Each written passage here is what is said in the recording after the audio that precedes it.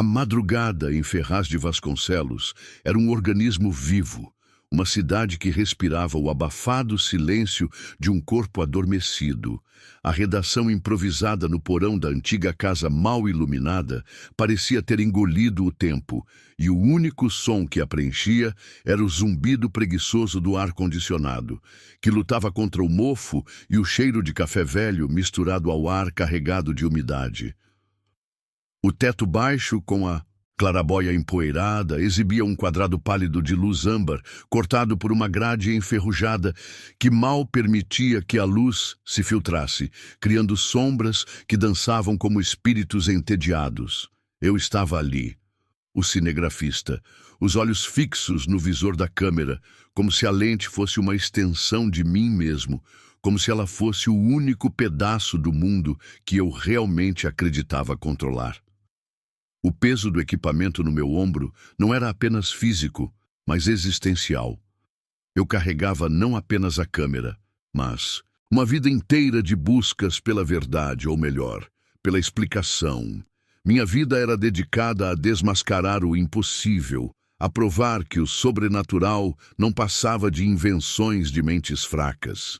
Mas naquele momento, eu sentia uma inquietação crescente. O calor do verão era denso, tornando o ar vibrante, como se estivesse se distorcendo. O que restava da cidade lá fora parecia adormecida, mas uma tensão começava a formar raízes nas paredes do porão. Eu não queria acreditar em nada, mas sabia que algo estava acontecendo. O uivo que Heitor acabara de gravar não era apenas mais um boato, mais uma lenda rural. Havia algo em sua voz trêmula, algo na forma como ele me ofereceu aquele áudio, como se ele próprio soubesse que o que estava oferecendo não deveria ser tocado. Respirei fundo e ajustei a câmera, mirando o visor, tentando capturar algo que não sabia bem o que era. O reflexo dos meus próprios olhos no LCD parecia mais um fantasma, o cansaço e a dor da busca pela verdade estampados nas olheiras, que se estendiam como uma tatuagem invisível. A cicatriz fina no meu lábio superior, resultado de um acidente com a câmera anos antes, ainda estava lá, como uma lembrança de que eu estava sempre me expondo demais, buscando o que não deveria. Heitor entrou arrastando os pés. Suas chaves de plástico batiam contra sua coxa de forma preguiçosa, como se o próprio movimento fosse uma distração contra o peso da situação. Ele arrastava uma espécie de presságio com sua presença, o corpo pesado e suado, a voz arrastada de quem estava acostumado com o peso de segredos.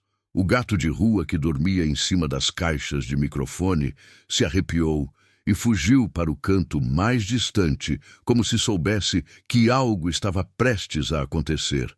Ele estava na entrada, o corpo curvado, a boca cheia de palavras não ditas, e o cheiro de café velho e suor se espalhou por toda a sala quando ele abriu a boca. "Querem ouvir o que grudei no céu, doutor?" Ele não esperou resposta. Apenas puxou o celular do bolso, os dedos grossos, tremendo ligeiramente enquanto procurava o arquivo. O ar-condicionado, que já emitia seu zumbido contínuo, pareceu aumentar em volume, como se estivesse tentando conter a respiração do próprio ambiente. O silêncio era opressor, carregado de algo que não poderia ser nomeado, e o som que se seguiu foi como uma faca cortando o silêncio com precisão. Um uivo, longo, arrastado. Quase humano, mas distorcido por algo mais profundo, algo que não pertencia a este mundo. Ele ecoou pela sala, reverberando nas paredes úmidas e na madeira rangendo, subindo pelo teto baixo como se estivesse buscando uma saída. A câmera, até então, um peso morto sobre meu ombro, pareceu ganhar vida. Meus dedos, que normalmente manejavam o equipamento com destreza, se moveram automaticamente para apertar o botão de gravação. O visor LCD se iluminou, mas o que apareceu ali não foi apenas a imagem de Heitor, como ele estava no momento. Não foi o reflexo do meu próprio rosto. Meus olhos estavam dilatados, a pele tensa e pálida, como se aquele som tivesse penetrado em meus ossos, virado algo dentro de mim. Pisquei 2 vezes, mas não consegui desviar o olhar. Eu estava fascinado, não pelo som, mas pela possibilidade. A possibilidade de que o que estava acontecendo não fosse apenas mais uma superstição. Talvez houvesse algo real naquele uivo. Algo que, no fundo, eu sabia que nunca conseguiria explicar. Júlia, a repórter, levantou os olhos do caderno de capa dura, onde escrevia com pressa.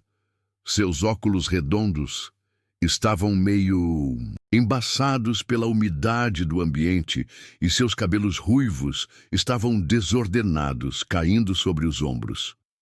Ela parecia uma pessoa mais velha do que realmente era, como se estivesse se desgastando pelo peso das notícias que sempre buscava.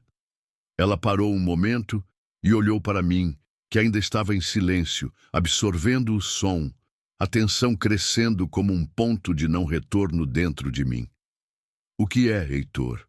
Ela perguntou, a voz firme, mas com um toque de desconfiança. "Mais um cachorro perdido?"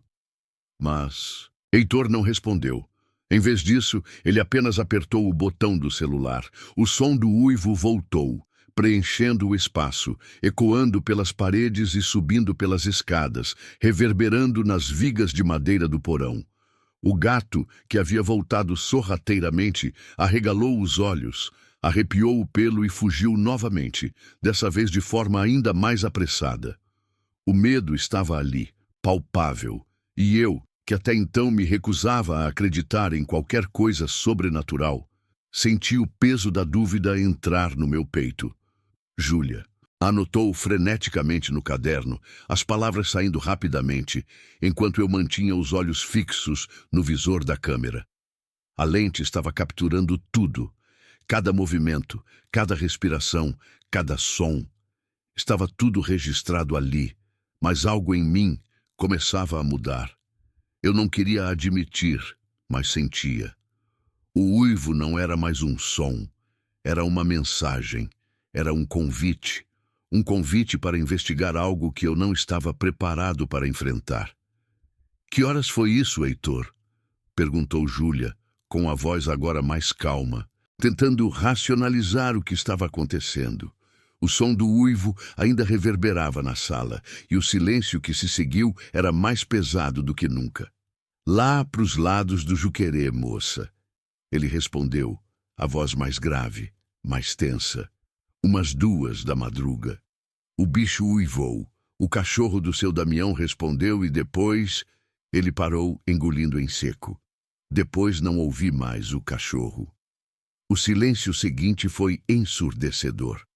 Não era apenas o silêncio da sala, mas o silêncio que parecia envolver a cidade inteira. Algo estava fora do lugar. Algo não estava certo. Olhando pela câmera, senti a tensão crescer no ar, como se a realidade estivesse começando a se fragmentar, a se distorcer. "O que aconteceu com ele, Heitor?" perguntei, tentando quebrar o peso da tensão que se formava. Heitor olhou para mim, seus olhos cansados, mas com uma centelha de algo mais, algo que eu não conseguia identificar. Ele não respondeu de imediato, mas quando falou, sua voz estava carregada com uma carga que não podia ser ignorada. Ele: "Sumiu, doutor, como os outros. Ninguém viu nada. Mas depois de ouvir o uivo, eu sei, não é mais um boato. A câmera, fixada no rosto de Heitor, captava todos os detalhes, cada ruga, cada expressão, e no visor eu vi algo mais. Algo que até então eu não queria ver. Uma sombra passando pela porta, uma movimentação atrás da janela empoeirada. Mas quando me virei para olhar, não havia nada ali. Nada além da luz amarelada do ar-condicionado e das sombras dançantes nas paredes. Valdir, o chefe autoritário da CEN, redação, apareceu então, surgindo do alto da escada com o vulto imponente, iluminado de cima pela lâmpada do corredor, criando um halo ao seu redor. Ele parecia mais uma figura saída de um filme de terror, a sombra de sua presença preenchendo a sala. Isso aqui não é Discovery Channel, gente. Sua voz cortou o ar, fria e autoritária. Ele desceu a escada com um passo pesado, sua presença dominando o espaço. Seu olhar penetrante me encontrou, mas não era apenas ceticismo que eu via. Era algo mais... algo que ele não podia ou não queria admitir. Prefeito quer nota de rodapé sobre segurança, não terror para turista fugir. Valdir completou, sua voz pesada com a pressão do poder que exercia. O medo começou a crescer dentro de mim. Não era mais o medo do desconhecido, era o medo de ser ridicularizado, de me tornar como meu pai, de perder o controle de tudo se desintegrando diante dos meus olhos. Júlia, com os olhos fixos no caderno, anotava os detalhes com precisão, mas não conseguia esconder o pânico crescente que se instalava na sala. A tensão entre nós quatro estava no limite, como um fio prestes a se romper. E a única coisa que parecia real, naquele momento, era o som do uivo, ainda ecoando na memória de todos, crescendo cada vez mais forte, como uma presença invisível que começava a consumir tudo. Eu sabia. Eu sabia que algo estava prestes a acontecer. Algo que mudaria tudo. E eu não sabia se estava pronto para isso. Mas já não havia mais como voltar atrás. Ajusto o foco da câmera. Virando a lente para mim, a pequena luz vermelha pisca, e eu encaro meu próprio reflexo no vidro escuro antes de começar a falar, a respiração pesada. Aqui é o Gustavo, e o que vocês acabaram de ver é o começo, o marco zero da nossa investigação para o canal Sombras do Terror. Um uivo, um cachorro desaparecido. É assim que as lendas nascem em cidades como Ferraz de Vasconcelos. É assim que o folclore do lobisomem se alimenta. Mas a pergunta que eu deixo para vocês é: o que acontece quando a lenda decide uivar de volta? Deixem suas teorias nos comentários e não se esqueçam de se inscrever, porque a noite está apenas começando. Meu polegar encontra o botão de parar. A luz vermelha se apaga e o mundo mergulha de volta no silêncio do porão. O rio Juquerê estava silencioso sob o manto de névoa que se estendia sobre as águas escuras, refletindo o céu acinzentado de um amanhecer incerto. A vegetação ao redor da margem era densa, as copas das árvores se entrelaçando no alto, formando um teto natural que mal permitia a luz penetrar.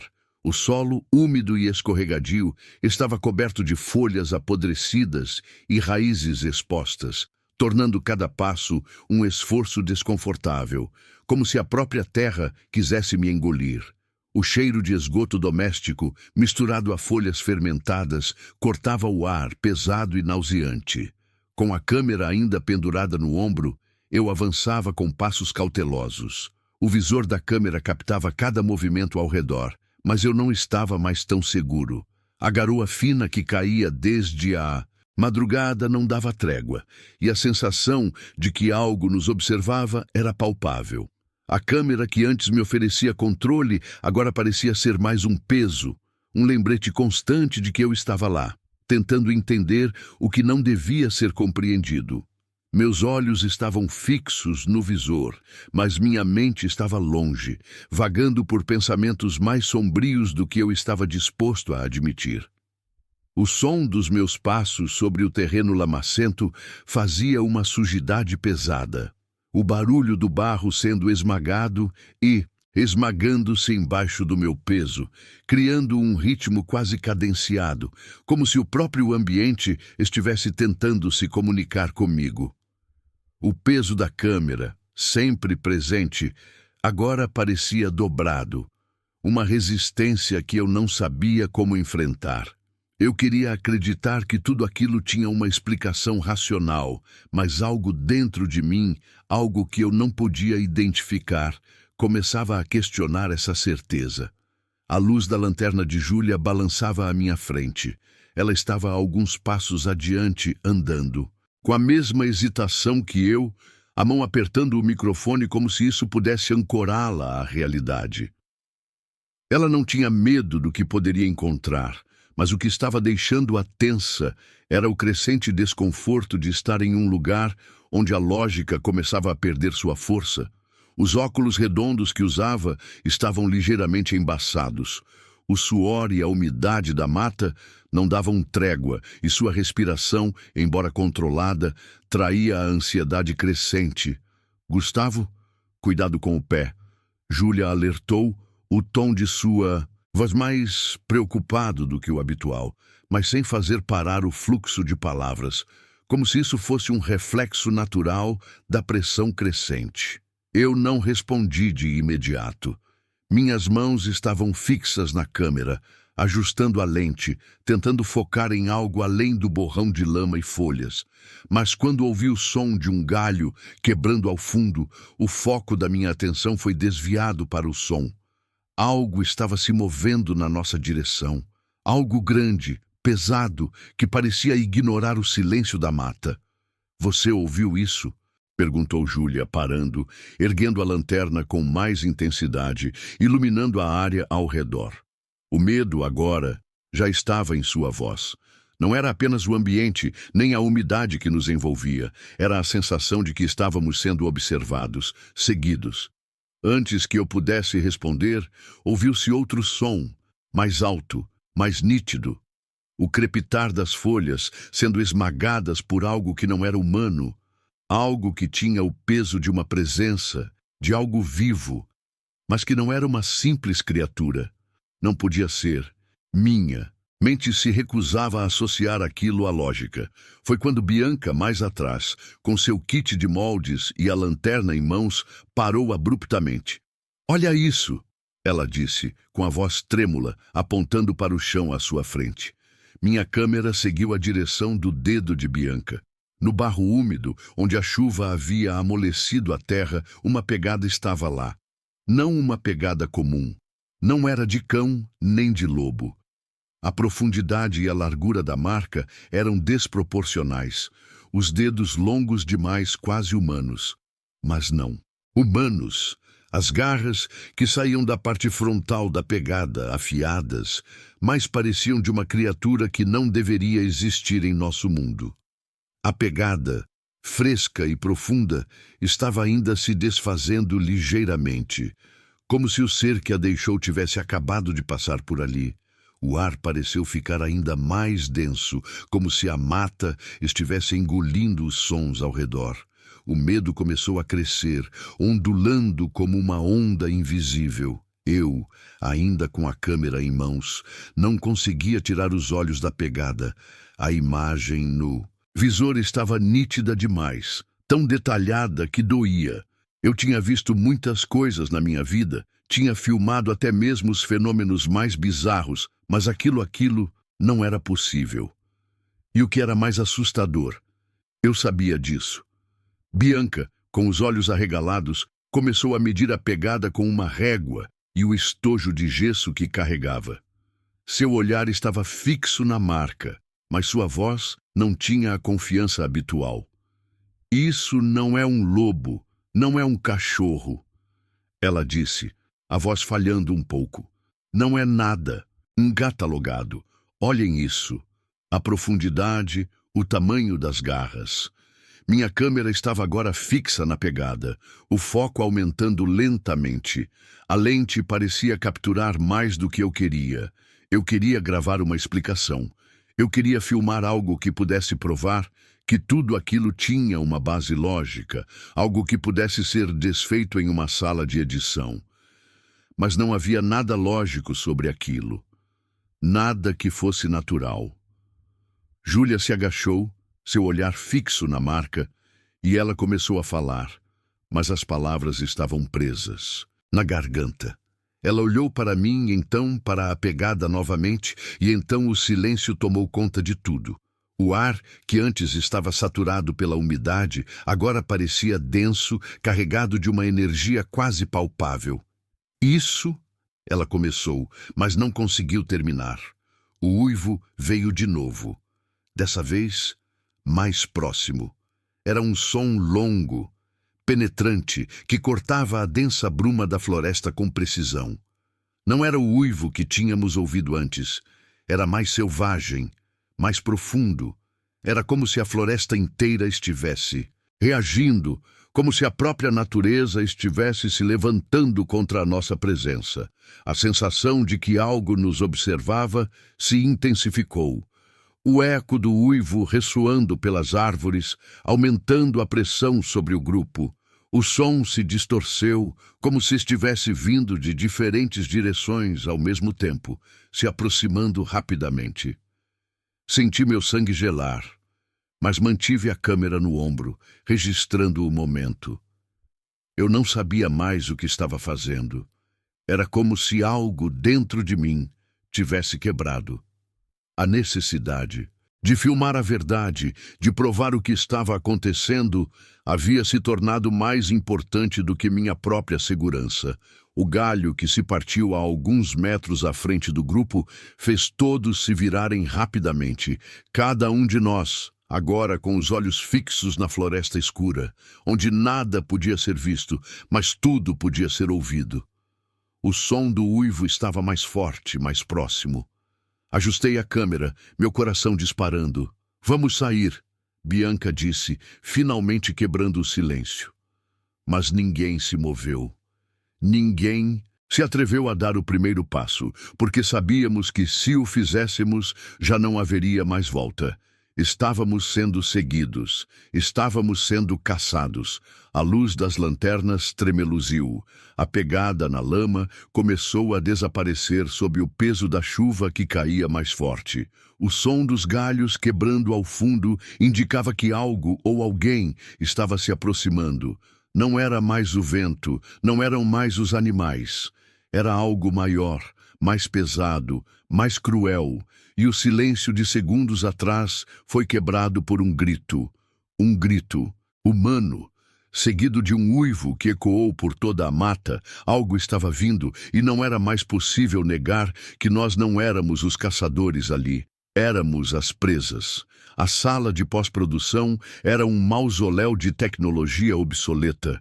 O ar-condicionado lutava contra o mofo que crescia nas paredes, e a lâmpada fluorescente, sempre prestes a falhar, fazia o zumbido que preenchia o ambiente com um som agudo e cansativo.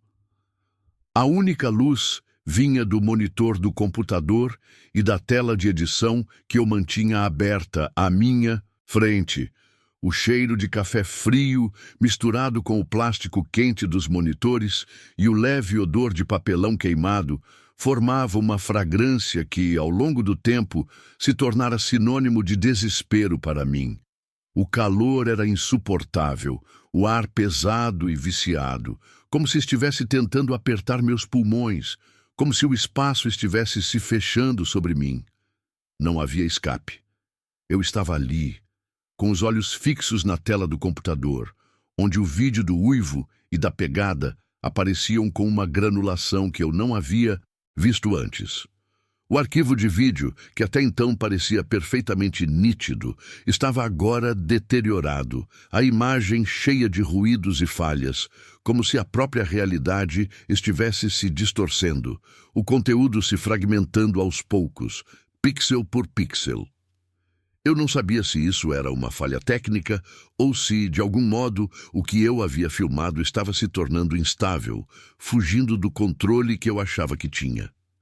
A câmera ao meu lado, desligada, parecia uma testemunha silenciosa da minha queda. Eu havia começado a jornada acreditando que tudo poderia ser explicado. Cada som estranho, cada sombra, cada evidência, tudo podia ser desmistificado. Mas agora, o vídeo diante dos meus olhos estava se desintegrando. O arquivo, ao invés de dar respostas, parecia me questionar. Questionar minha sanidade, questionar minha visão de mundo. O eco daquele uivo, agora amplificado pelo falhar do vídeo, reverberava na minha mente como se fosse mais que um som. Era uma presença, algo que estava me observando. Apertei os olhos, tentando manter o foco. O uivo, que antes parecia distante, agora estava ali, dentro do arquivo, dentro do software, e se misturava à estática da edição. Mas, à medida que o vídeo se fragmentava, eu também sentia algo se fragmentando dentro de mim. A linha entre a realidade e a ilusão começou a borrar. Eu estava começando a duvidar da minha própria percepção.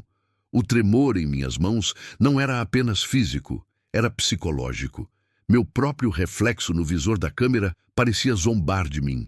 Uma caricatura de um homem que, com o tempo, começava a se perder na sua própria busca pela verdade. A porta da sala se abriu com um rangido, quebrando o silêncio pesado que dominava o ambiente. Júlia entrou, com o caderno de capa dura nas mãos e uma expressão que não conseguia esconder seus óculos, agora escorregando por seu nariz, refletiam a luz fria do monitor. Ela parecia mais cansada, mais tensa, como se tivesse corrido contra o tempo, como se soubesse que as coisas estavam saindo de controle e não conseguisse mais segui-las. Gustavo, ela disse, o tom da voz mais firme que o normal. Não adianta tentar consertar. Isso está corrompido. Não há mais como negar. O Valdir vai apagar tudo. Ele já mandou o técnico preparar o servidor. Se não postarmos agora, ele vai derrubar tudo. Eu não tirava os olhos do monitor. Ouvia as palavras de Júlia, mas elas pareciam distantes, como se estivessem vindo de outro lugar. Eu tentava entender o que estava acontecendo no vídeo, tentando encontrar algum padrão, algum sinal que me levasse a uma explicação. Mas nada fazia sentido. A estática era constante. O som do uivo parecia mais grave, mais próximo, e os pixels no vídeo estavam ficando maiores, como se estivessem se distorcendo. Eu estava cada vez mais perto de acreditar que, ao invés de filmar uma explicação, eu estava filmando o que não deveria ser mostrado. Não podemos deixar isso cair. Eu disse, a voz baixa, quase inaudível. Se apagarmos, estamos deixando ele vencer. Não podemos permitir isso, Júlia. Olhou para mim, o olhar penetrante, tentando encontrar algum vestígio de certeza. Ela sabia que não havia mais tempo. O mundo ao redor parecia estar se fechando e as pressões sobre ela eram imensas. Ela sentiu o peso da situação e não queria ser parte de algo que acabaria nos engolindo, mas ela também sabia que eu não estava mais ouvindo. Eu não estava mais apenas filmando. Eu estava tentando salvar algo que não podia ser salvo. A mídia já está recebendo os áudios. Júlia continuou tentando controlar o pânico na voz. Não vamos ter controle disso por muito tempo. Se não postarmos, Valdir vai destruir tudo. Você tem ideia do que está em jogo? Eu não respondi. Apenas pressionava as teclas com mais força. Meus dedos tremendo, como se eu estivesse lutando contra alguma força invisível. Tentei puxar a linha do áudio, tentei isolar o som do uivo, tentei desmascará-lo de alguma forma, mas não conseguia. O som estava lá, em todos os arquivos, e o vídeo, agora saturado, parecia se tornar cada vez mais caótico. Eu sabia que não havia como reverter. Eu não sabia mais se queria reverter. O som da estática aumentou. O computador travou novamente. A tela piscou e o vídeo congelou. A barra de progresso do arquivo de edição ficando congelada em um estado de limbo. O arquivo estava corrompido. Não havia mais como salvar. Foi então que o Skype de Bianca se abriu na tela. A imagem dela apareceu em um pequeno quadrado, pixelada, com o rosto iluminado pela fraca luz da sala. A conexão estava falhando e o som do áudio que vinha de sua voz era distorcido, quase inaudível. Gustavo, ela disse. Sua voz distorcida e abafada, mas ainda com a mesma preocupação. Eu detectei um padrão nos uivos. A frequência é 18 Hz, Gustavo. Isso não é natural.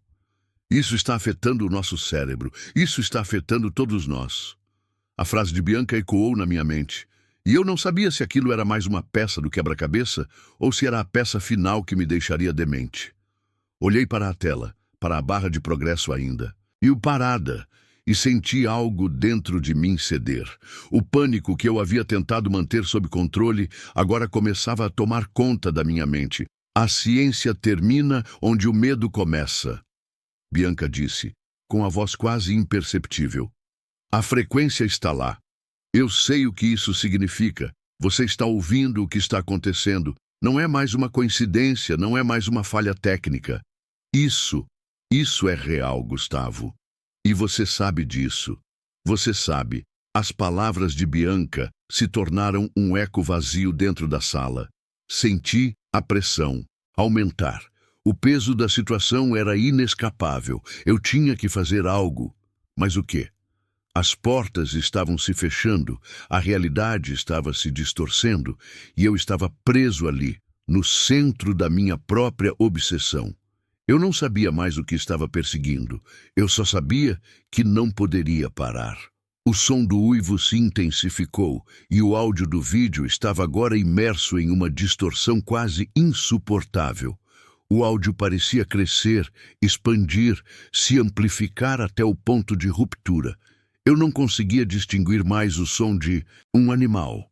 Não conseguia mais distinguir se era um homem ou uma besta, se era algo vivo ou algo muito mais antigo e sombrio. Mas uma coisa eu sabia. O uivo não estava mais vindo da floresta. Estava vindo de dentro de mim. Estava vindo de dentro da minha mente.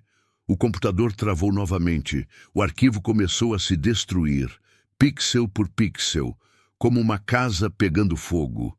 O que eu temia estava acontecendo. Não havia mais explicações. Não havia mais controle.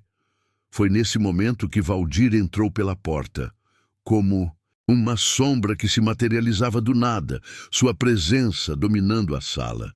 Ele estava acompanhado por 2 seguranças, seus rostos fechados, duros como pedra. Ele olhou para mim e para Júlia, e então se dirigiu diretamente para o computador, ignorando-nos. Isso acaba agora. Valdir disse, sua voz fria e autoritária. Não vamos deixar que isso se espalhe. Isso não vai ao ar. Não importa o que aconteça. Eu, agora sem palavras, vi Valdir apertar o botão de desligar do computador, mas não consegui reagir. A câmera que estava na mesa foi rapidamente apagada, mas na minha mente a imagem do vídeo ainda estava viva. Não havia mais como apagar. Não havia mais como desver aquilo que estava gravado na memória. Não havia como apagar as provas de que o impossível estava diante de mim. A tela do computador escureceu completamente. O som dos ventiladores foi silenciado. E então eu me levantei da cadeira, ainda com a câmera desligada na mão. Não sabia o que faria a seguir, mas sabia que não podia parar. O vento cortava a noite como uma lâmina afiada. O som abafado do rio Itaim sussurrava por baixo da ponte, e as sombras das vigas de concreto criavam formas monstruosas sobre o asfalto úmido.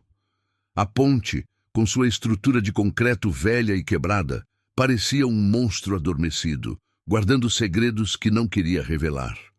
A névoa descia das águas escuras, rasteira, envolvendo tudo em uma penumbra que tornava a visibilidade quase impossível.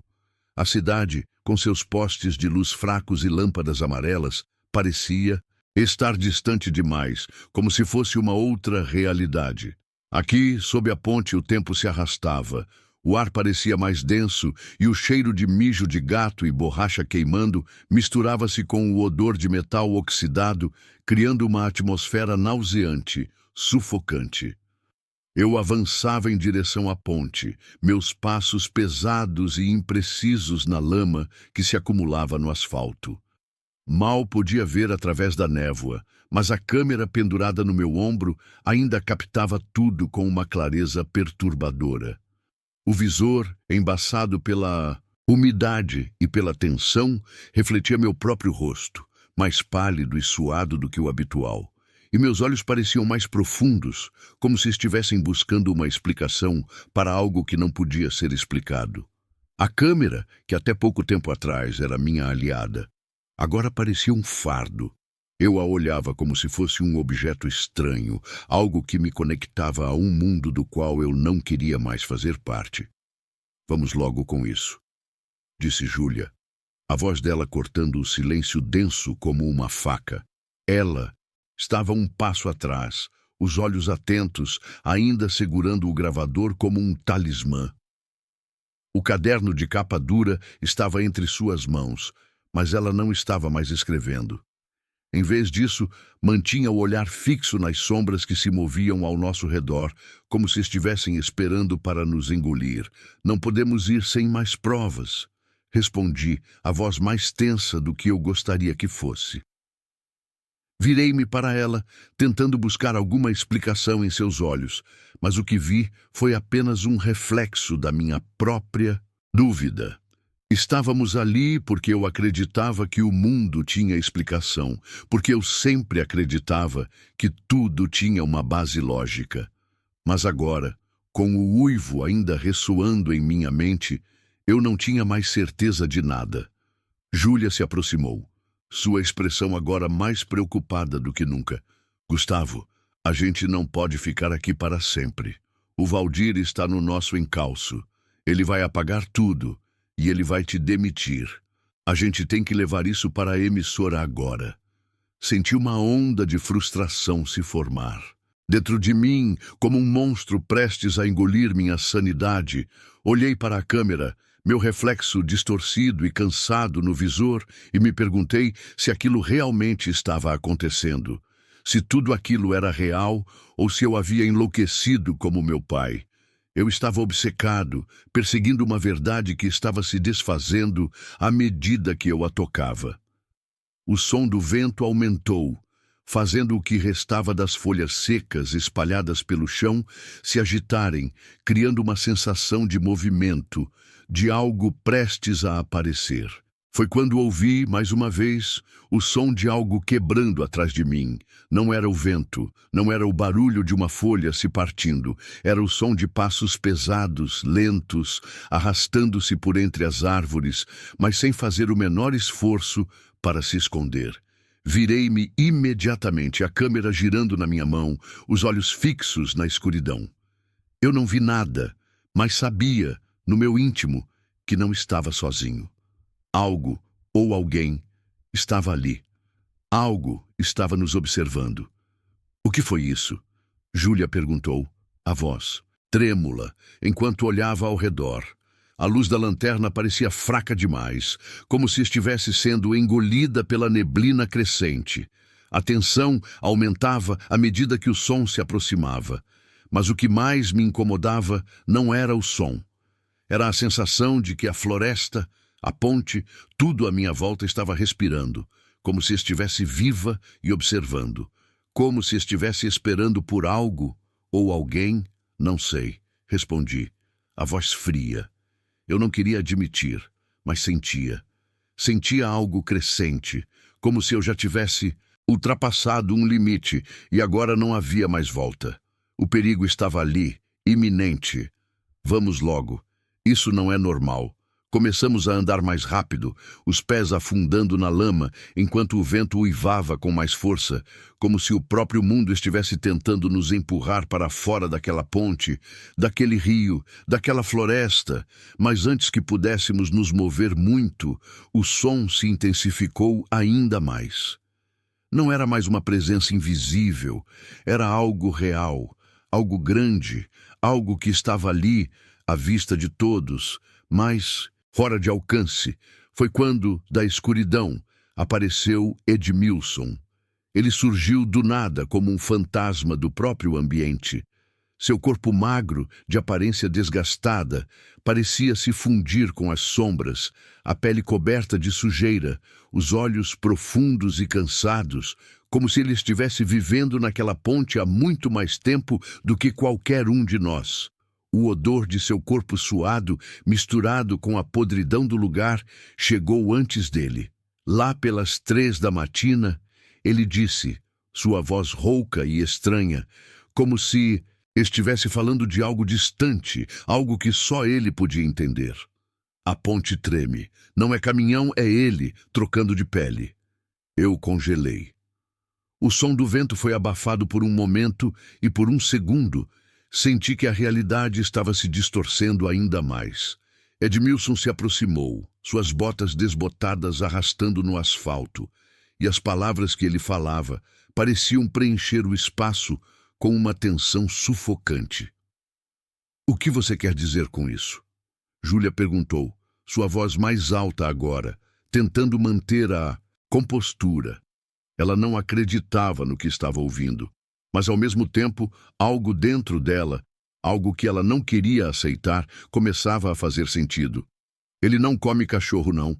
Edmilson continuou, sua voz embargada, como se estivesse se forçando a dizer a verdade. "Ele recolhe, quer companhia pro uivo." Senti um arrepio percorrer minha espinha.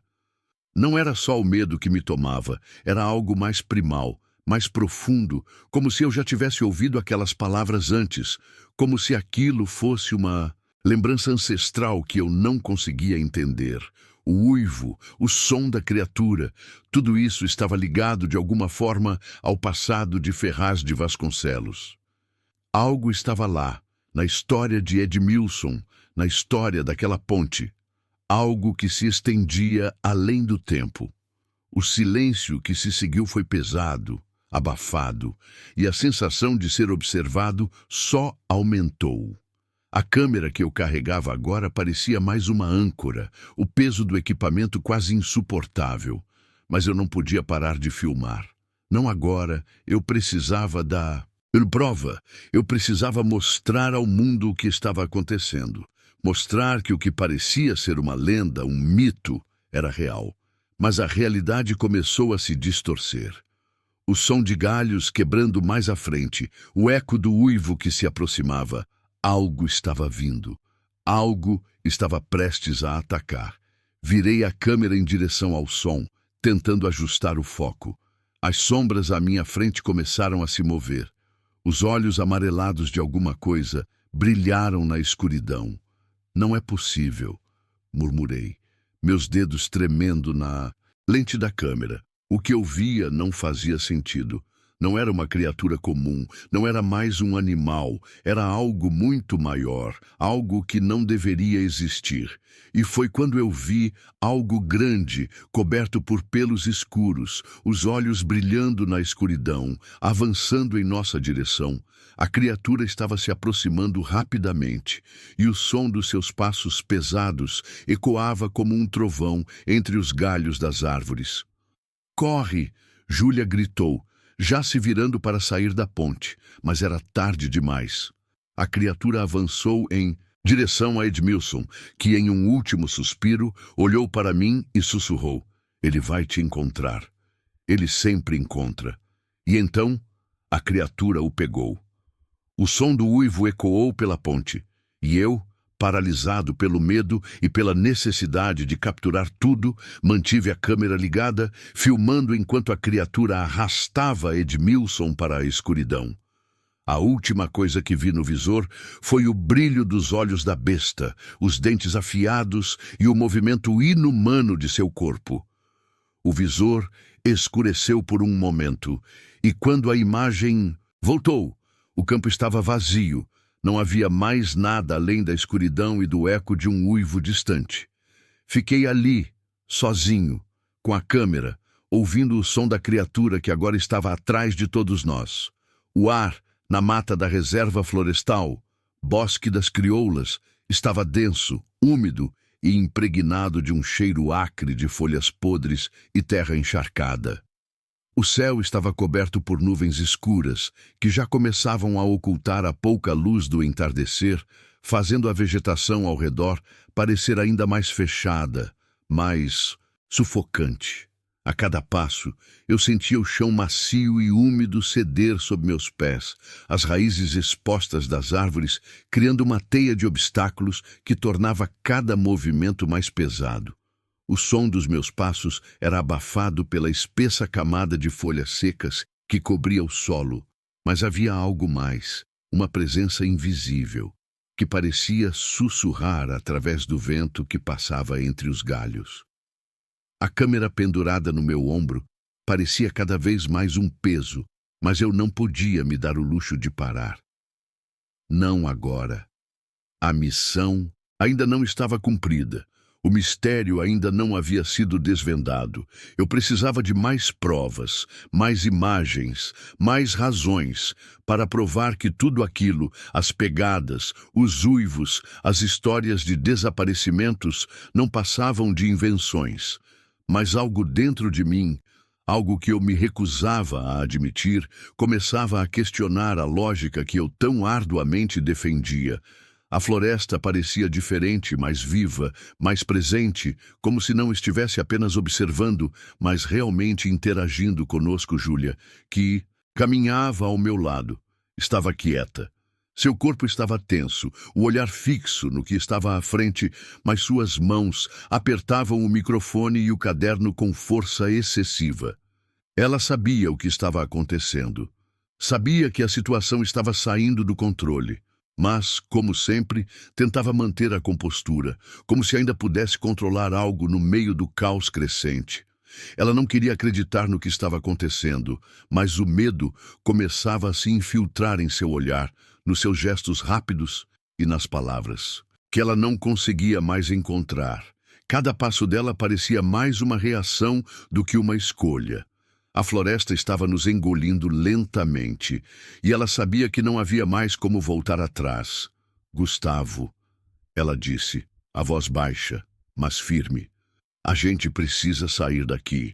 Não podemos continuar. Não vai dar certo. Eu não respondi. Não conseguia. Meus olhos estavam fixos no visor da câmera, tentando capturar algo que eu não sabia explicar. Eu precisava de uma explicação. Precisava ver algo, qualquer coisa que pudesse justificar o que eu estava sentindo. Sabia que estava sendo consumido pela dúvida, que minha mente estava começando a desmoronar, mas não podia parar. Não até ver com meus próprios olhos o que havia causado aquela sensação de desorientação crescente. Eu estava começando a perceber que o que eu estava procurando talvez não fosse uma explicação lógica. Talvez o que eu procurava fosse algo que nem eu mesmo poderia compreender. Vamos, Júlia insistiu, mais urgente. Gustavo, você está me ouvindo?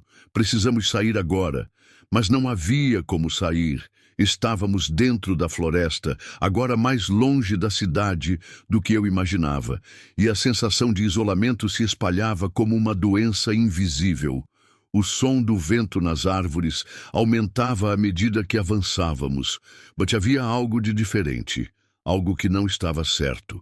O som parecia mais intenso, mais grave.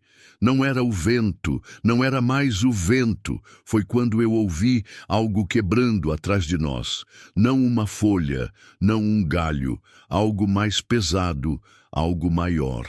Virei-me rapidamente, a câmera na mão, buscando em cada sombra, em cada fenda na mata. Mas não havia nada. O que eu tinha ouvido não estava mais ali. Mas a sensação de ser observado era intensa demais para ser ignorada. A floresta, agora, parecia responder ao meu movimento. Estávamos sendo observados, seguidos por algo que não conseguíamos ver, algo que sabíamos que estava lá, mas que não era humano, não era nada que conhecíamos. O que foi isso?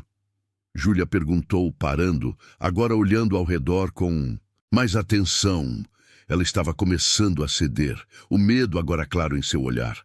Ela sentiu, como todos nós, que algo estava prestes a acontecer, que algo estava se aproximando. Mas, antes que alguém pudesse responder, o som de um estalo cortou o ar. Um som abafado, mas pesado, vindo de algum ponto à esquerda, perto da borda da floresta, como se algo tivesse se movido rápido, muito rápido, e tivesse quebrado o galho de uma árvore ao seu caminho. Apontei a câmera na direção do som, mas tudo o que vi foi a neblina espessa, a vegetação espremida entre os troncos das árvores e a escuridão que se adensava à medida que o entardecer se aproximava. Algo está vindo. Eu disse, mais para mim mesmo. A voz baixa, tensa, sem saber se estava mais assustado com o som ou com o que não conseguia ver. Você está dizendo que é a criatura? Júlia perguntou, sua voz trêmula, o medo finalmente transparecendo. Ela se virou para mim, os olhos fixos na câmera, esperando que eu tivesse uma explicação. Qualquer explicação. Ela não queria acreditar no que estava acontecendo, mas o medo estava se tornando real, tão real quanto o som que estava ecoando agora, por toda a floresta. Eu não sabia o que responder.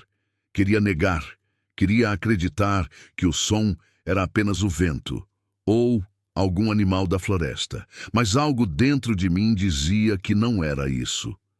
Algo dentro de mim estava começando a entender que o que estávamos caçando não era um mito, não era uma lenda, era real, e estava ali, na escuridão, esperando para ser encontrado. Vamos seguir, eu disse, tentando forçar a calma, mas minha voz tremia e eu sabia que ela podia ouvir isso. Eu sabia que ela podia sentir o mesmo que eu sentia, a necessidade de continuar, a necessidade de não parar agora, mesmo sabendo que algo estava prestes a nos devorar. A floresta parecia se abrir à medida que caminhávamos mais fundo, os galhos das árvores se entrelaçando, formando um caminho natural, mas também um labirinto. Cada passo nosso parecia mais pesado, mais difícil. Cada movimento se tornava mais arrastado. A mata estava nos engolindo, e a cada passo eu sentia que estava mais distante da realidade. Não sabia mais se estava apenas correndo atrás de uma história ou se estava fugindo de algo que não poderia compreender. Olhei para trás, para Júlia, que me seguia, mas estava mais distante agora, e o medo parecia consumir a confiança que ela sempre teve. Foi então que Bianca, mais atrás, com o seu kit de amostras, se ajoelhou ao lado da terra encharcada. A lanterna iluminou o chão, e ao se aproximar, ela fez um som de surpresa, Júlia, e eu nos aproximamos rapidamente, e quando olhamos para o que ela apontava, meu coração congelou. No barro, imortalizada na lama, estava outra pegada. Não era uma pegada comum, não era de lobo, nem de cão. Não era de nada que já tivéssemos visto. Era algo maior, era algo humanoide. Os dedos eram longos demais. A profundidade era absurda. As garras afiadas estavam cravadas no barro, como se algo tivesse caminhado sobre aquela terra. Não há muito. Um tempo, algo com um peso que era mais do que animal, mais do que humano. Algo que havia deixado aquela marca para sempre. Não pode ser, Júlia disse. A voz tremendo Bianca, sem acreditar no que via, começou a medir as dimensões da pegada com a régua, mas seu rosto estava pálido. O medo já dominava seu corpo. Isso não é possível. Isso não pode ser real, Bianca disse, sua voz falhando. Senti o pânico subindo. Eu queria correr, mas algo me impedia. Sabia que não havia mais volta. A pegada era a prova. Não havia mais explicação lógica. Eu estava diante de algo que não era humano, algo que não podia ser explicado. E mesmo assim, eu sabia. Eu sabia que não havia mais como negar. Não é possível, repeti para mim mesmo. O som de algo quebrando, algo pesado, se aproximava. A presença era ainda mais forte agora. Não havia mais espaço para dúvidas. A coisa que estávamos perseguindo já estava perto, muito perto. E eu, ainda com a câmera em mãos, levantei o olhar para a escuridão à frente. Algo estava vindo. E, desta vez, não podíamos fugir. Pauso a filmagem que estávamos assistindo. A imagem da mata congela na tela, um inferno verde e imóvel. Viro a câmera para mim, o suor escorrendo pela minha testa, sob a luz fria do LED. Estamos pausando aqui por um momento. Se você está acompanhando a nossa jornada em Sombras do Terror, você viu a pegada, ouviu os áudios, mas estar aqui é diferente.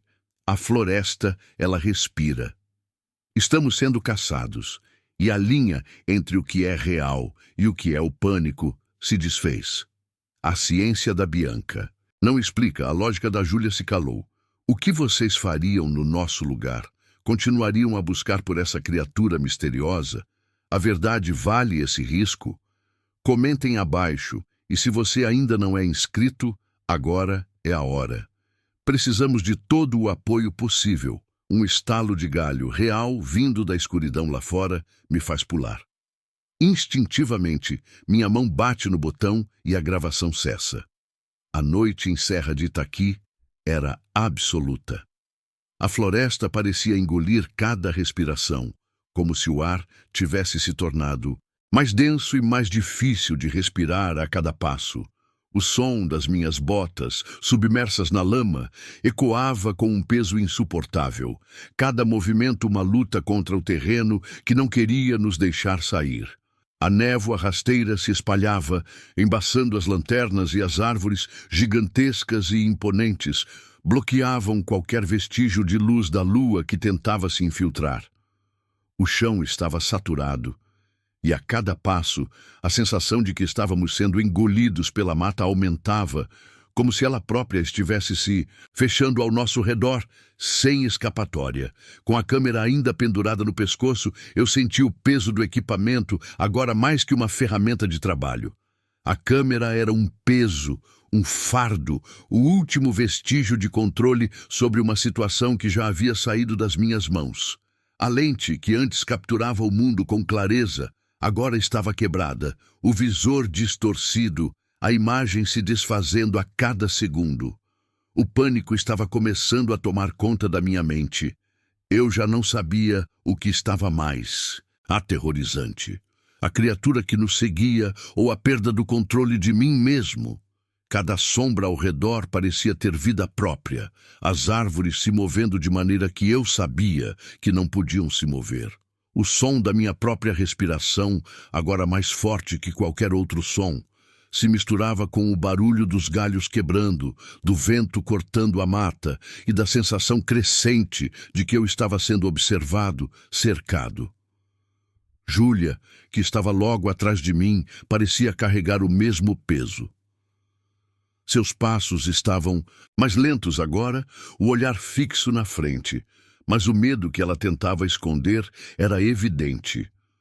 O microfone, normalmente uma extensão de seu corpo, agora parecia apenas mais um objeto pesado, algo que ela carregava mais por hábito do que por necessidade. O caderno de capa dura que ela carregava estava amassado, e a caneta, que antes era uma ferramenta de controle, agora estava frouxa em sua mão, os dedos pálidos demais para segurá-la com firmeza.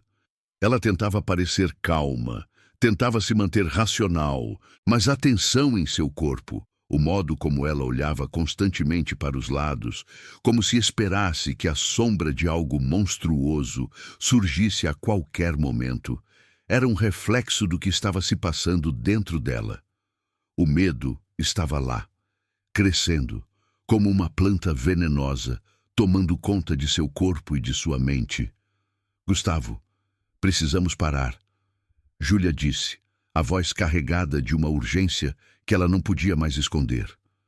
Ela olhou para mim, os olhos grandes e sem brilho, como se a luz estivesse desaparecendo de dentro dela. Estamos indo em círculos. Não vamos conseguir mais encontrar nada aqui. A floresta, a mata está contra a gente. Eu não respondi. Não sabia o que dizer. Não sabia o que estava acontecendo. Não sabia mais se tudo aquilo estava acontecendo de verdade ou se a pressão estava simplesmente quebrando minha sanidade. A câmera, ainda em minhas mãos, parecia ser o último fio de conexão com a realidade.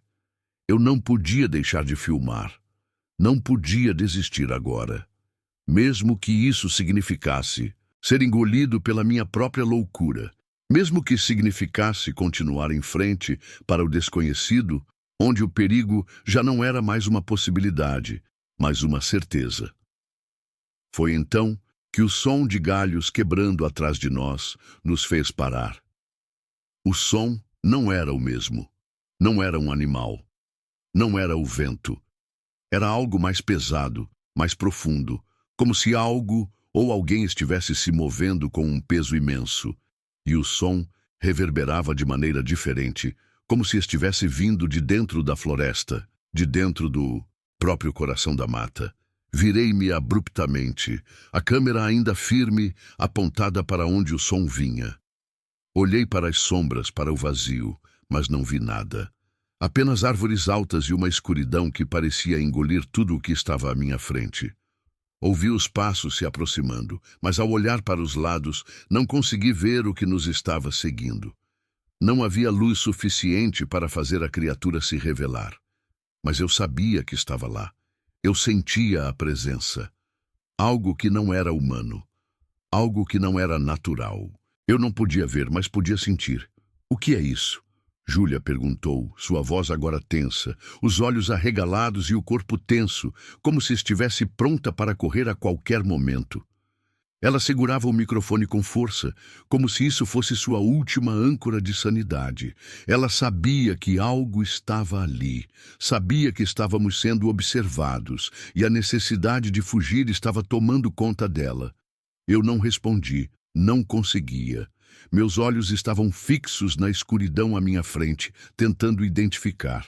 Qualquer movimento, qualquer sombra que pudesse indicar o que estava se aproximando. Mas não havia nada. Nada visível, só o som, só o cheiro da floresta, só a sensação de que estávamos sendo cercados. Senti uma presença, e a sensação era tão forte, tão insuportável, que eu mal podia respirar. Gustavo, Júlia sussurrou, mas sua voz se perdeu no vento. O som do uivo estava mais alto agora, ecoando de algum lugar atrás de uma parede de árvores. Gustavo, eu acho que estamos sendo seguidos. Eu sinto que... algo está nos caçando. Eu não disse nada. Não havia mais o que dizer. O medo já estava nos meus ossos. Eu estava começando a entender. Nós não estávamos caçando nada. Nós éramos as presas. Senti os pelos da minha pele se arrepiarem, o calor do medo subindo pela espinha. Eu queria correr, queria fugir. Mas eu não podia, não sem saber o que estava acontecendo, não sem entender o que estava nos seguindo, o que estava atrás de nós. Eu precisava da resposta, mesmo que isso significasse arriscar tudo. Eu não poderia me dar o luxo de fugir sem saber.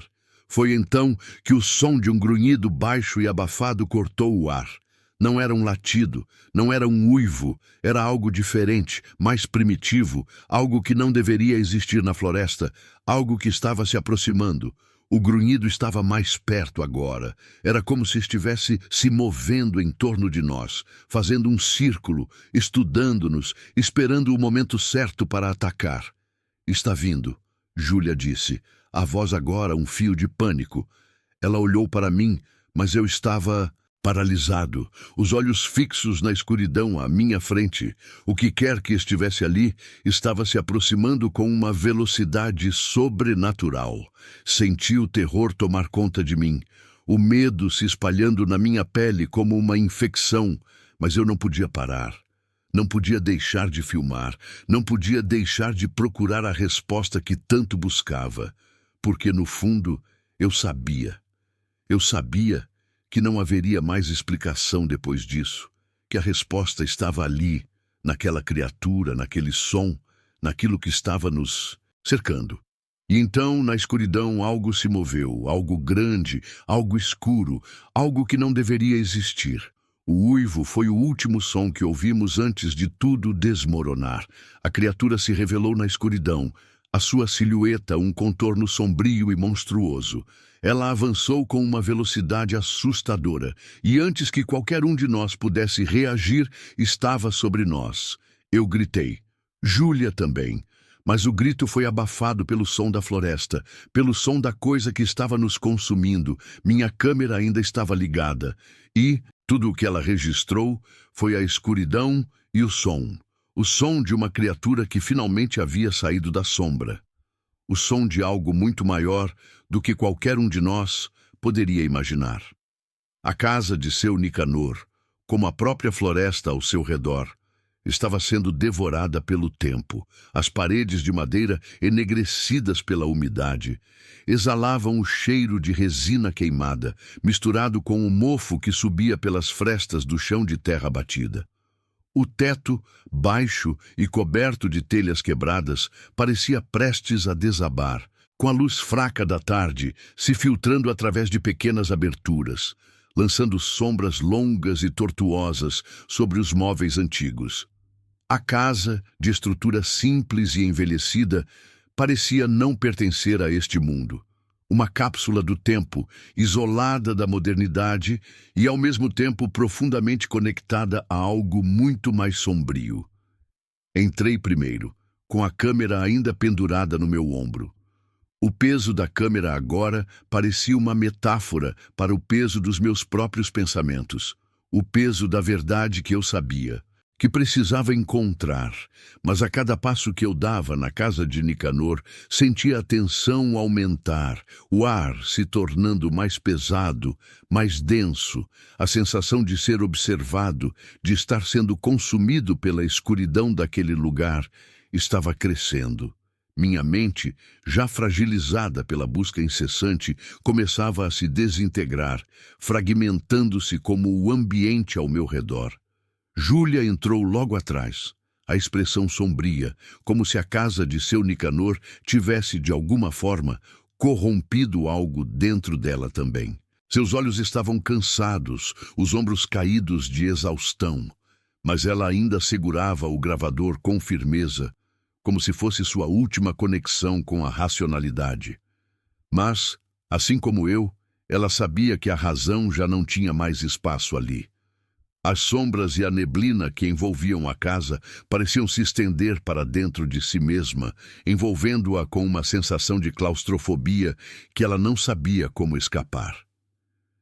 "Eu não gosto disso, Gustavo", disse ela, sua voz trêmula, mas cheia de uma urgência que ela não conseguia mais esconder. "Não sei onde estamos, mas isso não é só uma história, não é uma lenda, não é só o lobisomem." Eu não respondi, não sabia o que dizer. Não sabia se estava pronto para enfrentar a verdade que seu Nicanor estava prestes a revelar. O segredo que ele carregava, o segredo que estava enterrado nas raízes da floresta, estava prestes a ser desvelado. Mas eu não sabia se estava pronto para isso. A verdade, agora, parecia mais uma maldição do que uma revelação. Olhei para a câmera, como se esperasse que ela me desse alguma explicação, algum sinal de que eu ainda podia controlar o que estava acontecendo. Seu Nicanor estava parado no canto da sala, o olhar perdido na luz fraca que entrava pela janela quebrada. Ele parecia uma figura saída de outro tempo, alguém que não deveria estar ali, mas que ao mesmo tempo parecia tão enraizado naquele lugar quanto as próprias árvores da floresta. Ele usava uma camisa xadrez surrada, as mangas remendadas, e sua boina de couro parecia uma capa de histórias antigas, como se ele fosse um guardião de algo muito mais velho do que o mundo ao seu redor. Ele não olhou para nós imediatamente, mas sua presença era como uma sombra que se estendia por toda a casa, absorvendo a luz ao seu redor. "Eu sabia que vocês viriam", disse ele finalmente, a voz grave e pausada, como se as palavras tivessem o peso de anos. "Eu sabia que, no final, alguém teria que vir aqui." Júlia e eu trocamos um olhar silencioso, mas não dissemos nada. Sabíamos que a resposta que procurávamos estava ali, com seu Nicanor, mas também sabíamos que aquela resposta mudaria tudo. A verdade que ele carregava não era apenas uma explicação lógica, era algo mais profundo, mais primal, algo que poderia destruir nossa sanidade. Nicanor começou a andar lentamente, sua bengala batendo no chão, com um som suave, mas firme. Ele se aproximou de uma mesa de aroeira, onde estavam espalhados recortes de jornais antigos, alguns amarelados pelo tempo. "Esse menino", disse Nicanor, pegando um dos recortes e segurando-o diante de mim. O jornal estava datado de 1958 e a manchete dizia: "Menino desaparece na serra. Buscas continuam sem sucesso." A foto, desbotada, mostrava uma criança sorridente, com os olhos claros e o cabelo bagunçado, Mas havia algo naquelas imagens que não estava certo, algo sombrio que pairava sobre elas. Nicanor olhou para mim, seus olhos opacos fixando os meus, como se lessem minha alma. O nome dele era Aníbal, disse Nicanor. E por um momento o som do nome foi como uma faca, um nome perdido, enterrado no tempo, mas que agora voltava, trazendo consigo uma sombra que não deveria ser revelada. Olhei para o recorte, meu cérebro trabalhando rápido. E aqui estávamos nós, em outubro de 2022, desenterrando uma história que a cidade inteira tentou esquecer. A ideia de que aquilo poderia ser mais do que apenas uma história ficou clara em minha mente, Aníbal. Um nome que eu já conhecia, mas não sabia de onde. Havia algo naquele nome que ressoava comigo, algo que me conectava com algo mais sombrio. Olhei para Nicanor, mas o homem não parecia estar esperando uma resposta. Ele estava simplesmente revelando uma verdade que já estava há muito enterrada. Aníbal Correia. Nicanor disse, e as palavras soaram como uma sentença. Júlia piscou confusa, o olhar fixo no nome. O que significa isso? Quem era Aníbal? E por que isso importa agora? Nicanor suspirou e seus ombros, antes eretos, agora pareciam ceder ao peso de seus anos. Ele não olhou para ela, mas seus olhos estavam fixos na lâmpada de querosene, como se procurasse algo ali, algo que ainda não pudesse ver. Aníbal era o avô de Valdir. Nicanor falou, sua voz tão baixa que quase se perdeu na sombra que preenchia a casa. O homem que fez o pacto. O mundo pareceu parar. O nome Valdir foi como um soco no meu estômago. Olhei para Júlia, mas sua expressão estava tão descomposta quanto a minha. A conexão entre Aníbal e Valdir, tão óbvia, mas ao mesmo tempo tão absurda, estava se formando diante de nós. Mas ninguém sabia como lidar com isso. O pacto? Perguntou Júlia, sua voz agora mais suave, como se estivesse pedindo uma explicação para algo que não conseguia compreender. Nicanor acendeu outra lâmpada e a colocou sobre a mesa. A luz fraca dançava sobre os recortes, criando sombras longas, distorcidas. Ele olhou para nós dois, os olhos pesados de uma verdade que ninguém queria ouvir. O pacto para proteger a terra, para proteger a mata, ele disse, e sua voz soou como se estivesse recitando algo que ele mesmo não entendia completamente. Mas pactos têm um preço que a gente não pode pagar sozinho. Senti o peso das palavras. Eu não queria acreditar no que estava ouvindo. Não queria aceitar que tudo o que eu havia buscado, todo o meu trabalho, estava se desintegrando diante de mim. O sobrenatural, as lendas, as criaturas na floresta, tudo estava se tornando real. E com isso, tudo o que eu acreditava sobre o mundo também estava desaparecendo. Mas algo mais estava acontecendo. Eu sentia. Algo estava se aproximando, algo muito maior do que qualquer explicação que pudéssemos dar. A mata lembra, disse Nicanor, quase sussurrando como se fosse uma oração. Ela sempre lembra. O som de passos no lado de fora nos fez virar. A porta rangia, e ao longe o som de um grunhido baixo e abafado se elevava acima dos ruídos da floresta. Olhei para a janela quebrada, onde a luz da lua começava a brilhar, filtrada pela densa camada de árvores. Vi a sombra se mover, e então, pela primeira vez, eu entendi. A criatura estava chegando. A floresta era um pesadelo vivo, com a escuridão sendo rasgada apenas pelo brilho da lua cheia, que se filtrava através das árvores altas como facas no céu. O vento, antes constante, agora era uma presença ameaçadora, trazendo o som do uivo distante, como uma premonição que se arrastava pela mata. As sombras das árvores dançavam ao redor da clareira, criando formas distorcidas que pareciam nos observar. O cheiro de terra úmida, misturado com o odor da vegetação, apodrecida, se tornava cada vez mais forte, mais insuportável, como se o próprio ar estivesse impregnado com o medo. Com a câmera ainda apertada entre minhas mãos trêmulas, eu olhava para o visor. Não sabia mais o que estava filmando. Não sabia se o que eu estava vendo era real ou se minha mente, quebrada pelo pânico, estava distorcendo tudo, mas eu sabia que não podia parar de filmar. Não, agora eu havia chegado até ali. Tinha o uivo gravado, a pegada na lama, o som de algo indescritível se aproximando. Era o ápice da minha busca, a verdade que eu havia perseguido. Uma verdade que agora se mostrava mais monstruosa do que qualquer lenda. Júlia estava à minha frente, caída no chão da clareira. Seu corpo, frágil e torcido, se arrastava pela terra fria, a dor do tornozelo torcido fazendo com que cada movimento fosse um esforço imenso. Ela levantou a cabeça, seus olhos fixos no meu rosto, mas eu podia ver o terror que tomava conta dela. Não havia mais racionalidade em seus olhos, apenas o medo bruto, uma reação instintiva que não podia ser ignorada. Gustavo, ela sussurrou, a voz trêmula, sem conseguir se levantar. Por favor, me ajuda. Ela estava tentando rastejar para mim, mas a força estava se esvaindo de seu corpo. O que quer que nos estivesse perseguindo, o que quer que estivesse atrás de nós, já estava ali, perto demais para que pudéssemos escapar. Senti uma pontada no peito.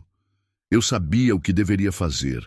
Sabia que minha missão era clara: salvar Júlia, tirá-la dali, levá-la para algum lugar seguro. Mas a obsessão de filmar, de capturar a criatura, me mantinha preso. A câmera em minhas mãos parecia pesada demais para eu carregar, mas eu não podia deixá-la cair. Não podia simplesmente desligá-la e esquecer o que estava acontecendo.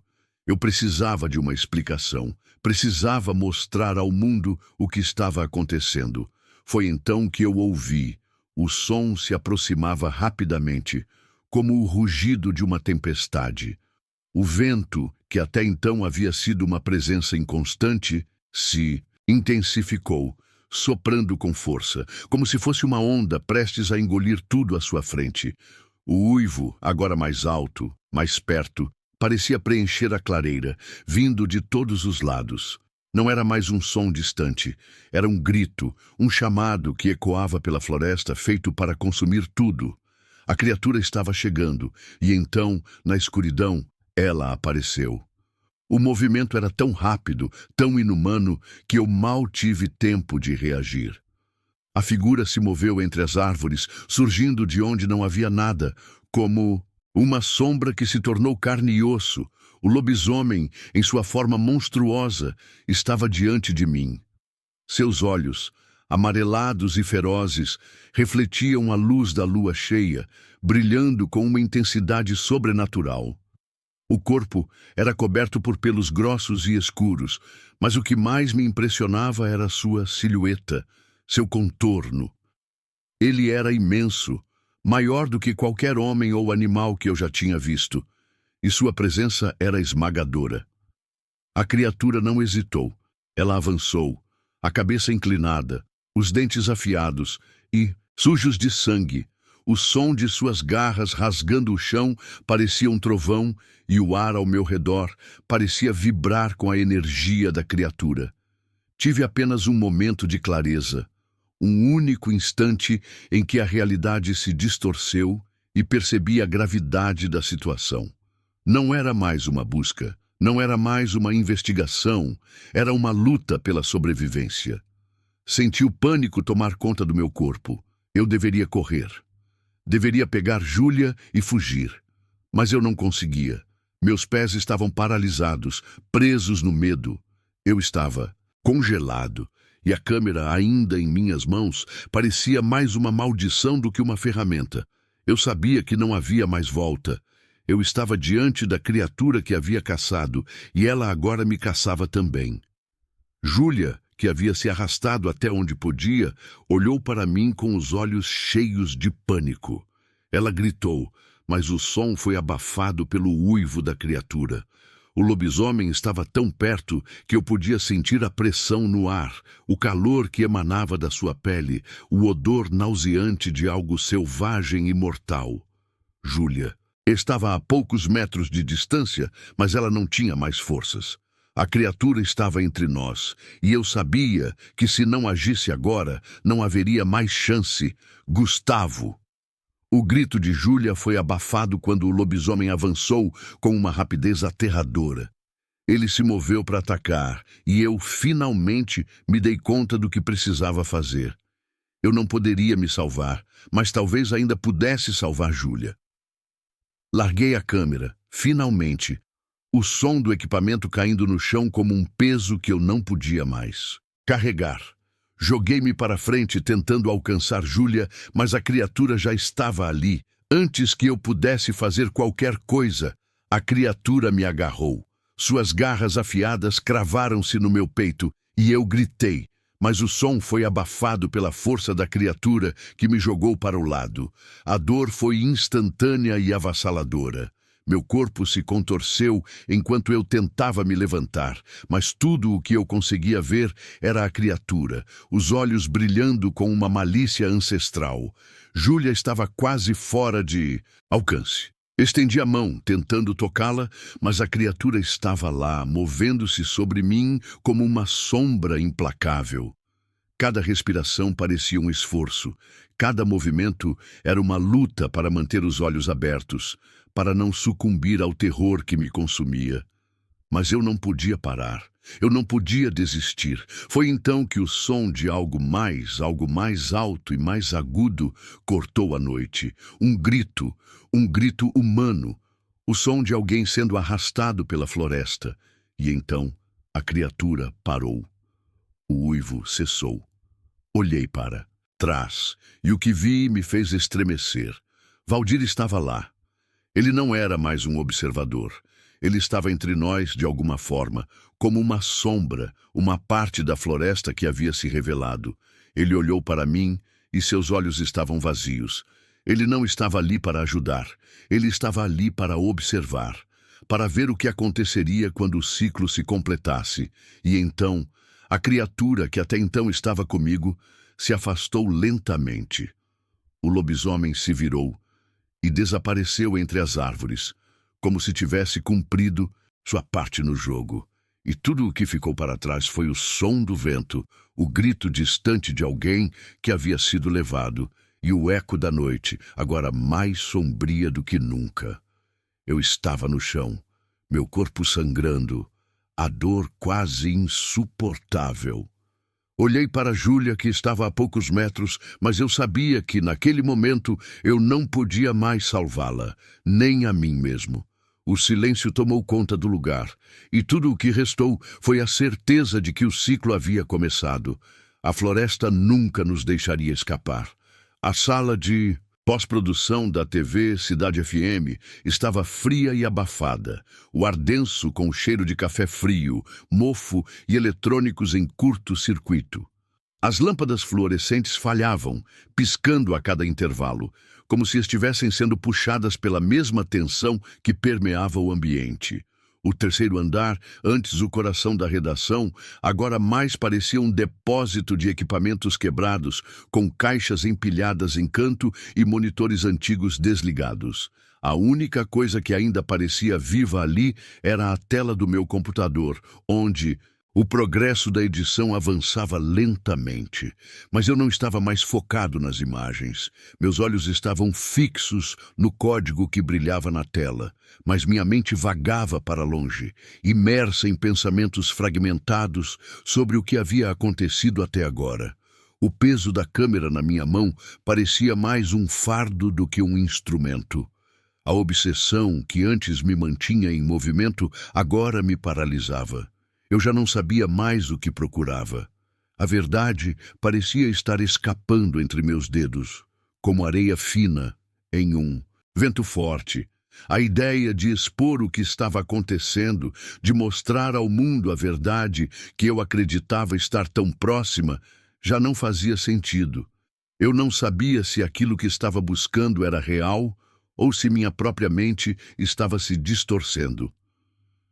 Júlia entrou na sala, os olhos mais cansados do que antes, e sua expressão vazia de uma energia que havia se perdido em algum lugar no meio do processo.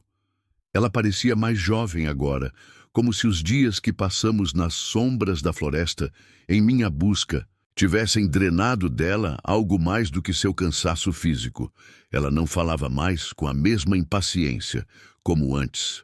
Seu olhar estava mais cauteloso, mais pesaroso, e ela já não parecia tão confiante em suas escolhas. "Você está filmando?" perguntou Júlia, a voz suave e tensa, como se estivesse tentando alcançar algo dentro de mim. Olhei para ela, mas não respondi. Não sabia o que dizer. Olhei para o monitor, onde as imagens do uivo da pegada da criatura estavam congeladas, distorcidas. E meu coração se apertou de frustração. A verdade estava ali, mas parecia se desintegrar diante dos meus olhos, como se fosse feita de névoa. Júlia caminhou até mim e olhou para a tela. "Gustavo, você tem que entender. O Valdir vai fazer com que tudo desapareça. Ele já pediu para apagarmos os arquivos, já mandou o técnico preparar o servidor. Se a gente não colocar isso no ar, nada disso vai chegar a lugar algum." Ela parou um instante, como se estivesse escolhendo as palavras cuidadosamente. "Não podemos deixar isso ser apagado, mas também não podemos deixar que ele vença. Não podemos deixar que ele apague tudo, como sempre faz." Eu não disse nada. Estava perdido em meus próprios pensamentos, minha mente fragmentada, tentando juntar as peças que não se encaixavam.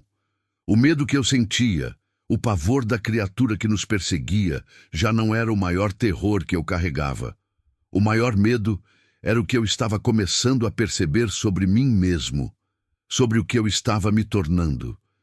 Sentia que a verdade que eu buscava poderia ser mais destrutiva do que qualquer mentira que eu pudesse contar. Foi então que ouvi o som. O estalo da porta abrindo, o som das botas pesadas se aproximando. Valdir entrou na sala, sua presença quase imediatamente preenchendo o ambiente com uma tensão palpável. Ele não estava sozinho. 2 seguranças, grandes e silenciosos, estavam com ele. A sombra de Valdir parecia crescer, dominando a sala, o cheiro de sua colônia barata se espalhando como um sinal de seu poder, como se ele fosse a única autoridade presente naquele espaço. Sua postura era rígida, sua expressão autoritária, como se ele estivesse ali para garantir que nada mais fugisse ao seu controle. "Está pronto para apagar tudo, Gustavo?" Valdir perguntou, a voz grossa e calculista. Ele olhou para a tela onde as imagens estavam estagnadas, congeladas no tempo. "Você não tem escolha, meu amigo. Eu avisei. Se vocês não apagarem essas imagens agora, eu vou fazê-lo por vocês." Senti o peso daquelas palavras. Eu não queria acreditar no que estava ouvindo. Não queria acreditar que Valdir estava realmente disposto a ir tão longe para manter o controle. Mas eu sabia que estava diante de algo muito maior do que eu poderia enfrentar sozinho. Sabia que, se eu deixasse as imagens vazarem, as consequências seriam desastrosas. Mas eu também sabia que, se apagasse tudo, eu teria falhado. Eu teria me rendido. Júlia olhou para Valdir, seu olhar desafiador, mas a dúvida em seus olhos era visível.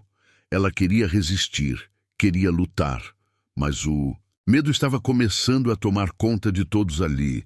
Ela não podia mais negar que Valdir tinha o poder, e isso a enfraquecia. Ela olhou para mim, esperando que eu tomasse uma decisão, mas o que ela não sabia era que, neste momento, eu já tinha tomado a minha decisão. Não sabia como ou porquê, mas sabia que não podia mais voltar atrás. A verdade não estava mais naquelas imagens. A verdade estava na luta, na decisão de enfrentar o medo. Olhei para Valdir, a tensão crescendo na minha garganta. "Eu não vou apagar nada", eu disse, minha voz baixa, mas firme. Valdir sorriu, um sorriso frio, sem humor. Ele olhou para os seguranças que já estavam prontos para agir e então se virou para mim. "Você tem certeza disso?" Valdir perguntou, a ameaça implícita em suas palavras. Porque se você continuar com isso, não haverá mais caminho de volta. A cidade não vai perdoar você, e eu não vou deixar que isso continue. Você sabe do que eu sou capaz de fazer. Olhei para ele, meu olhar fixo, desafiador, mas com uma sensação crescente de que não tinha escolha. Eu já estava em um caminho do qual não poderia mais me desviar. Sabia que Valdir estava tentando me intimidar, mas algo dentro de mim estava se quebrando, algo que me fazia querer continuar. O medo estava ali, mas eu estava começando a entender que, se eu apagasse as imagens, eu apagaria minha própria chance de me libertar dessa maldição. Olhei para a câmera, que agora estava desligada, e senti algo dentro de mim se acender. Não, Valdir. Não vamos apagar. Nada. Você não vai silenciar a verdade. O sorriso de Valdir se desfez. Ele não precisava mais ameaçar. Ele sabia o que fazer. Olhou para os seguranças, que se aproximaram, prontos para cumprir as ordens. Mas antes que pudessem se mover, a porta se abriu novamente. Bianca apareceu, sua presença repentina interrompendo o clima carregado. Seu olhar, agora pálido e cansado, refletia o desespero que havia tomado conta do grupo. Ela olhou para mim, depois para Valdir e deu um passo à frente. Você não vai conseguir, Valdir, ela disse, sua voz trêmula, mas com uma força inesperada. Não pode apagar o que está acontecendo. Não pode apagar o que todos nós sabemos. Valdir olhou para Bianca e o silêncio que se seguiu foi tão pesado quanto o peso daquelas palavras. Ele sabia que havia perdido o controle.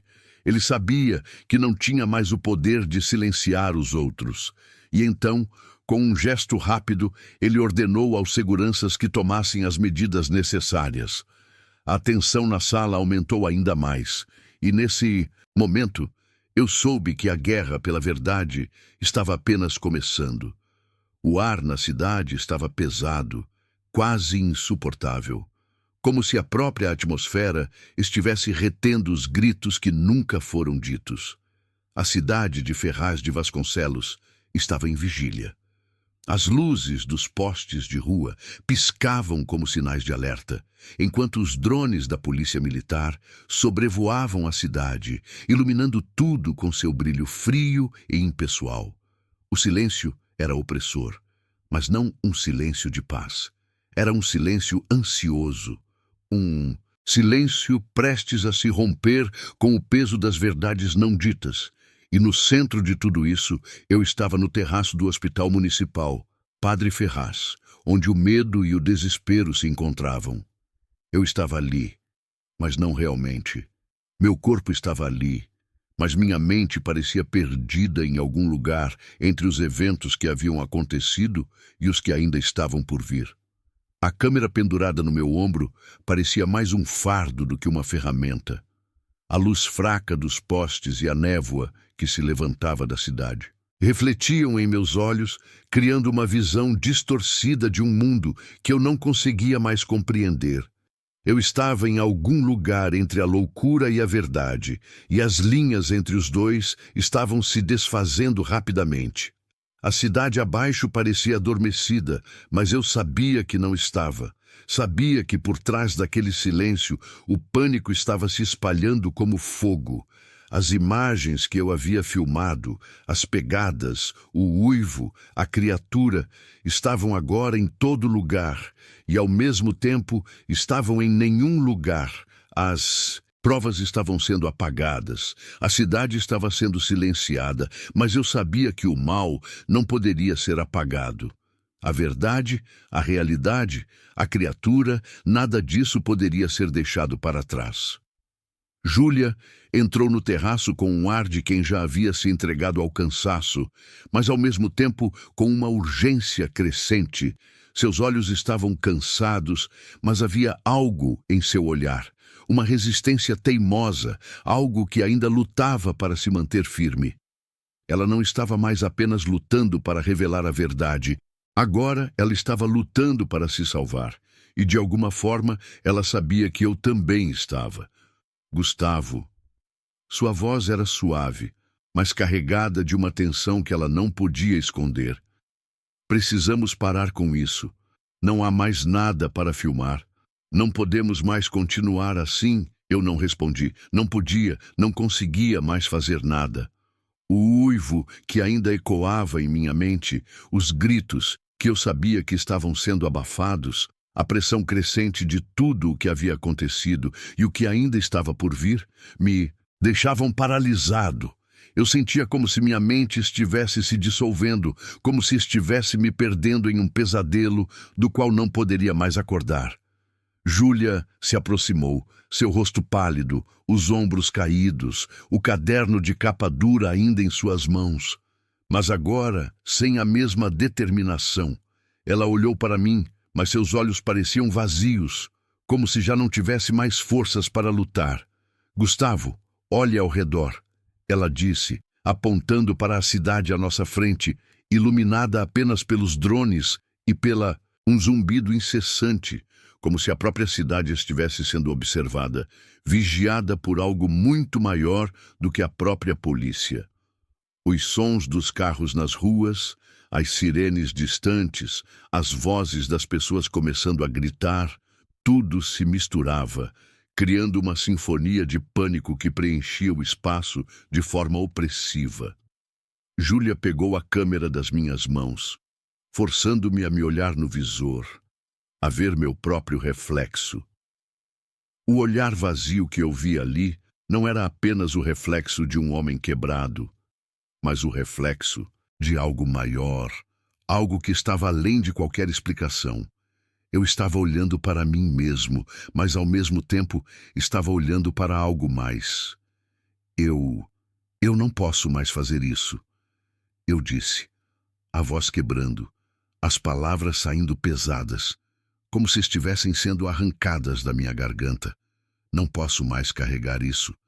Não posso mais carregar o que eu vi, o que estamos fazendo.